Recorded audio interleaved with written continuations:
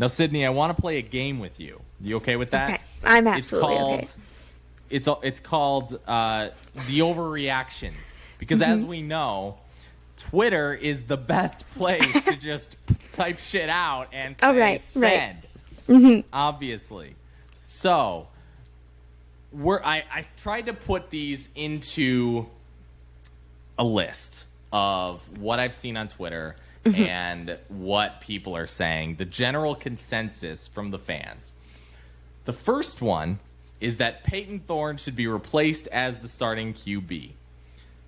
Do you agree with that? Do you think that's an overreaction or no? I think maybe it's an overreaction. And I think if there was someone better on the team, Noah Kim's name has been spread across Twitter like crazy. If there was someone better on the team that could have taken the starting spot, it would have happened already. You know, if Mel Tucker and the staff truly thought that a change could have been made with the guys that they had, and that they had lost faith in Payton Thorne, then they would have made the change when the train wreck was happening throughout the season. I definitely think, like I said before, that he needs to work in the off season, and whatever is going on with him that is different from last season needs to be addressed. But I think if he can get back to the way that he was performing last season, he's our starting guy, and he should stay our starting guy. What's your opinion on that? Yeah, I mean, it's hard. Like, I agree with what you said. I think the thing is it's like, once you move on from him, that's it. You can't go back. You can't turn around and say, whoops, sorry, because, you know, what are you going to do? If you put Noah Kim in there and then he's bad, what happens next? You know? I just think, like, the transfer portal is so easily used, and if we move on from him, he's going to go and find somewhere else where they're not going to move on from him. Right, and even if he stays, it's like, you know, you just, I don't know, in my opinion, you can't move back. I think that what frustrates me the most about the narrative is that Noah Kim is always painted as this guy who's owed some sort of spot on this team. And even if he's a good QB, I don't think that it's at Michigan State. I mean, prove me wrong. Maybe there's a position battle this offseason. Maybe there is. But at the same time, like, I don't think that a midseason QB change would have been warranted when you've got 99 problems on this roster and the last one is Payton Thorne. I don't know if the last one, but I agree with what you're saying there. There was lots of other things happening that may have just added to the pain of switching up mid-season. Right, like switching out QBs in the middle of the season isn't going to make the misery go away. You still have a team that gave up yards to a quarterback that completed one pass in the game.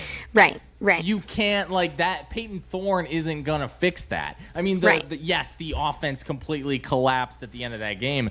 But again, you just can't, things like that can't happen.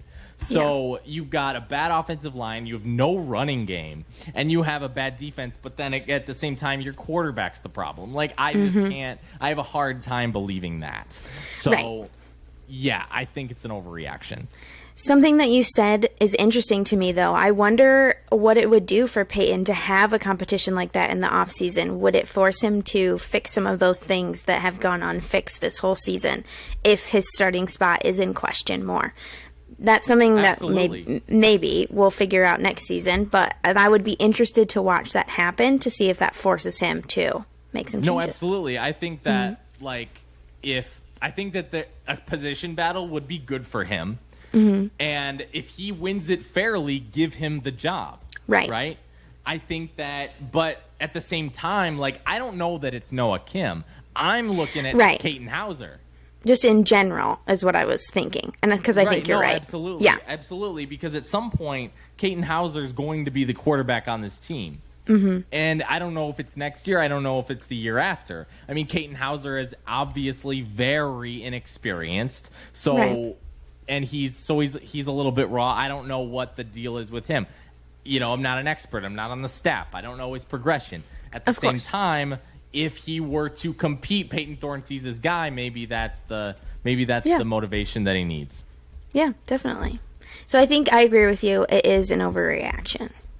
Perfect. Are you ready for the next one? Oh, I am.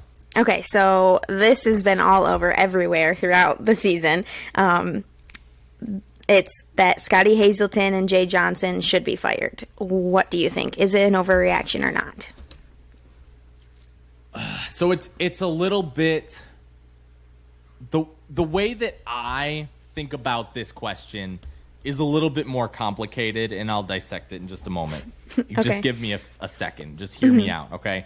I don't think that Hazelton and Johnson are bad coaches, right? So Scottie Hazelton being the defensive coordinator, I don't think he's a bad coach. Jay Johnson, don't think he's a bad coach. Okay, Jay Johnson actually did a pretty good job last year. This year, debatable. Right. But I do not think that they are correct for this program. What do I mean by that? Well, coaches, and I mean head coaches, are not often incredible because of themselves. They're not inherently incredible. I think that a lot of head coaches would be worse if they had a really bad support staff around them, right? Like your assistants have to be good. Right. I think about this a lot when it comes to Michigan State's hockey team because Adam Nightingale, yes, difference-making coach, okay? Do I think that this Michigan State team would be significantly worse without Jared DeMichael and Mike Towns? Absolutely. I mean, you have to have guys who have some sort of recruiting presence. You have to have guys who are just support the head coach in the best way possible. So, yeah, I think that Jay Johnson and Scottie Hazelton are, again, not terrible coaches, but I do believe that one of them should get thrown this offseason. So that not so much of an overreaction, but I think that the way people are exaggerating the problem Absolutely. is a little bit of an overreaction. So if I had to guess, if I had to predict it, I think that Scottie Hazelton gets canned and Jay Johnson stays on.